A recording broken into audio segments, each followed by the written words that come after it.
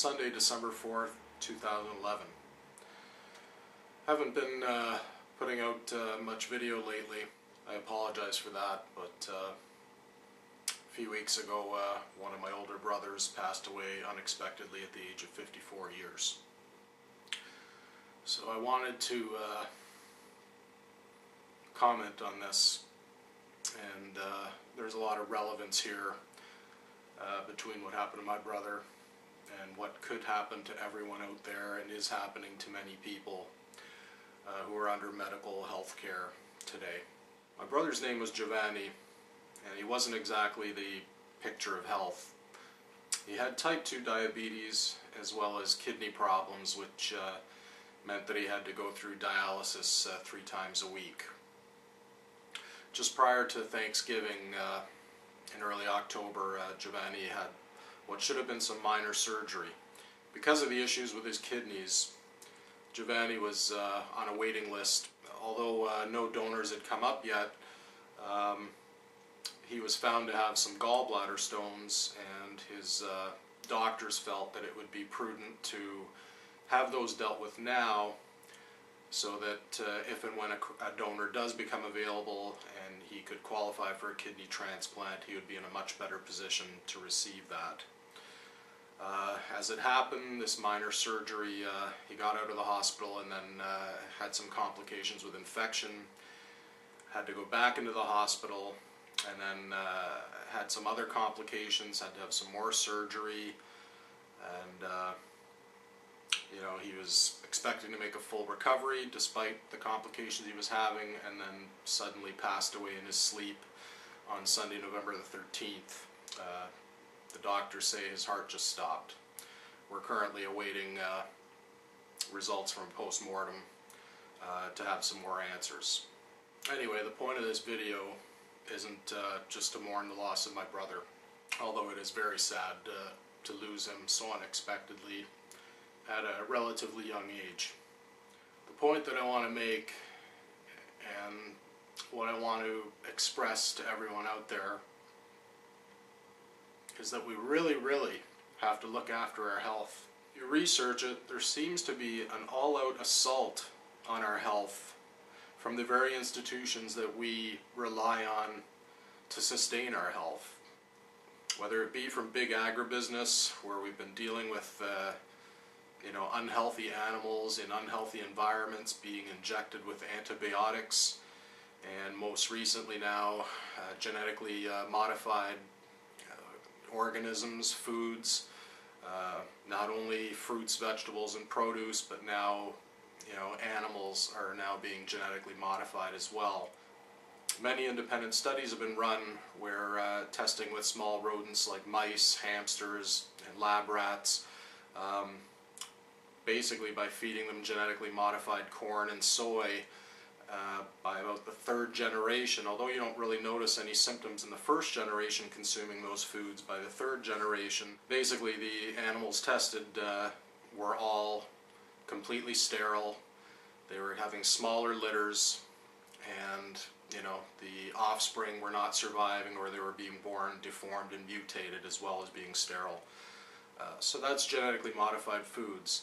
Then you've got a lot of evidence backing these theories of chemtrails. You see planes flying in the sky, crisscrossing, and putting out all kinds of chemicals that people have analyzed and found to be harmful to human beings.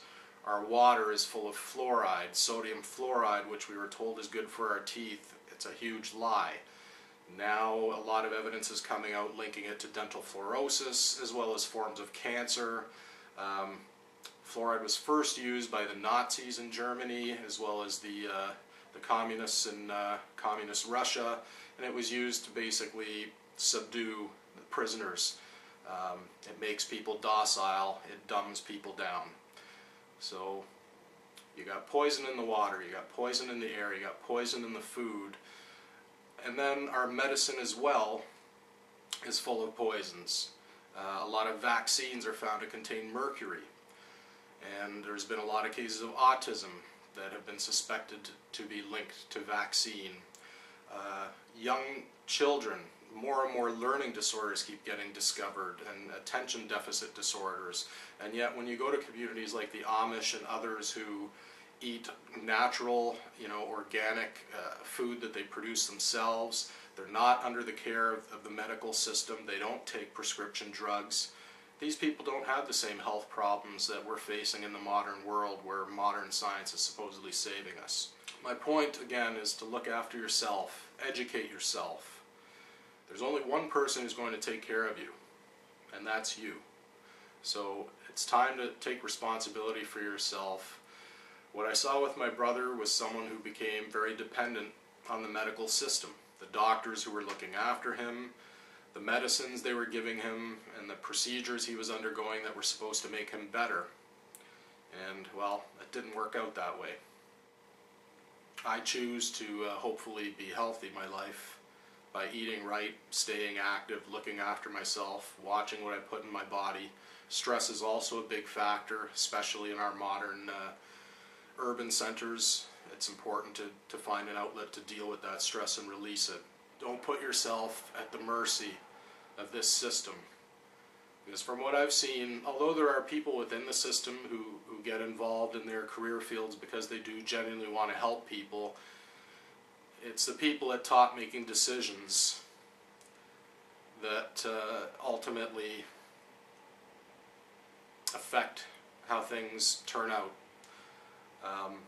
No matter how well-intentioned someone may be, if the education system they're going through that teaches them how to care for people isn't teaching them how to really care for people, but to list up symptoms and then prescribe drugs to them, it doesn't matter what their intentions are, they're still going to end up doing harm.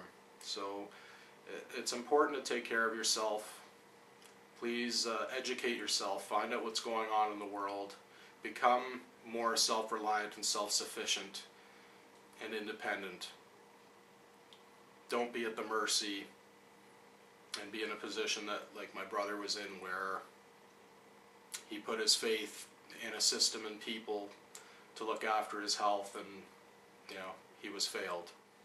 If you're feeling tired, if you're having trouble breathing, if you're not feeling so great, have a look at what you're eating. What are you putting into your body? How much are you drinking every week? What are you smoking? More and more people get sick every day at even younger and younger ages with diseases that were either previously unheard of or traditionally, seem to inflict the elderly. So why are so many young people getting sick today? Well, I can guarantee diet, medicines, vaccines, everything we put into our body, the air that we breathe, the water we drink, has an impact on us. So take matters into your own hands. There are filtration systems available that will remove fluoride from your drinking water. You can make choices about the food that you eat. By all means, eating organic does cost more, but what are your priorities? We all work hard for our money, but do you really need that new video game system, or do you really need to spend that much money at the bar this weekend? Or can you sacrifice a couple packs of cigarettes a week or a few beers a week? What's important to you? What's important to you? Your health is your biggest asset. When you're healthy, you can accomplish anything. When you're sick and no longer independent and relying on others, it has a drastic impact on your life. Thank you for listening. I know most people don't want to hear this kind of talk.